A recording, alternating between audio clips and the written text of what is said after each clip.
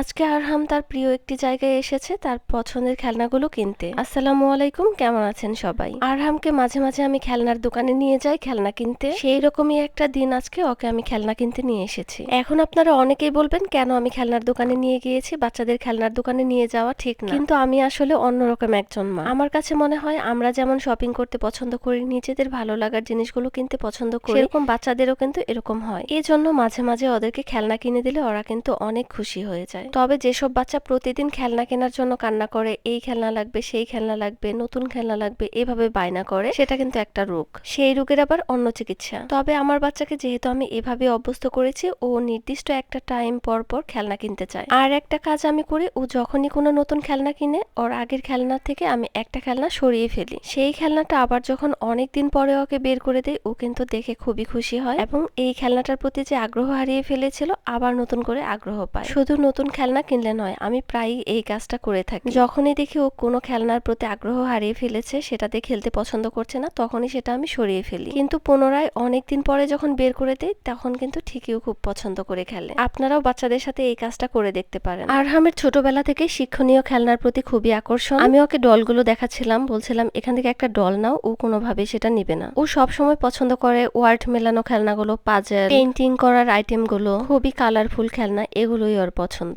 খেলনা সিলেকশনের ব্যাপারে আমিও অনেক সচেতন ছিলাম। কোন বয়সে বাচ্চাদের কোন ধরনের খেলনা দেওয়া উচিত সেগুলো খুবই মেনটেন করেছি, আর এটা আসলেই অনেক কাজে দেয়। আমি সবসময় ওকে বয়স অনুযায়ী সঠিক খেলনাটা দিয়েছি এবং সেটার ফিডব্যাক এখন পাচ্ছি। আরহাম খেলতে খেলতে অনেক ছোটবেলায় আলফাবেট শিখে গিয়েছে, খুব সুন্দর কাউন্টিং করতে পারে, প্রত্যেকটা কালার চিনতে পারে, আর যে কোনো পাজল দেখলেই ও বুঝে যায় কোনটা কোথায় বসবে। আজকাল গুগল, ইউটিউব এইসব ঘাটাঘাটি করলে আপনি অনেক কিছুই জানতে পারবেন, কোন বয়সে বাচ্চাদের কি ধরনের খেলনা দিতে হবে। একটা বাচ্চার শারীরিক বিকাশের জন্য খাবার যেমন গুরুত্বপূর্ণ, সেরকম মানসিক বিকাশের জন্য সঠিক বয়সে সঠিক খেলনা নির্বাচন খুবই গুরুত্বপূর্ণ। আমি অনেক মায়েদের দেখেছি বাচ্চাকে কখন কি খাওয়াবেন, কোন বয়সে কোন খাবার দেবেন, এটা নিয়ে খুবই টেনশনে থাকেন, কিন্তু কোন বয়সে কোন খেলনাটা দিতে হবে সেটা নিয়ে তাদের কোনো টেনশন নেই। একটা বাচ্চা ছোটবেলায় খেলার ছলে অনেক কিছুই শিখে, সেজন্য বয়স অনুযায়ী ওকে সঠিক খেলনাটা দিন। আর একটা কথা বলে, বাচ্চাকে সবসময় খেলনা কিনে দিতে হবে এমন না, আপনি ওকে নিয়ে নিজেও খেলনা তৈরি করতে পারেন। ঘরের বিভিন্ন পুরনো জিনিস দিয়ে বাচ্চাকে সাথে নিয়ে সুন্দর সুন্দর আকর্ষণীয় খেলনা তৈরি করে ফেলুন। আমি পুরনো জিনিস দিয়ে মাঝে মাঝে ওকে খেলনা তৈরি করে দেই। সবাইকে ভিডিওটি দেখার জন্য অনেক ধন্যবাদ। সবাই ভালো থাকবেন, সুস্থ থাকবেন। আল্লাহ হাফেজ।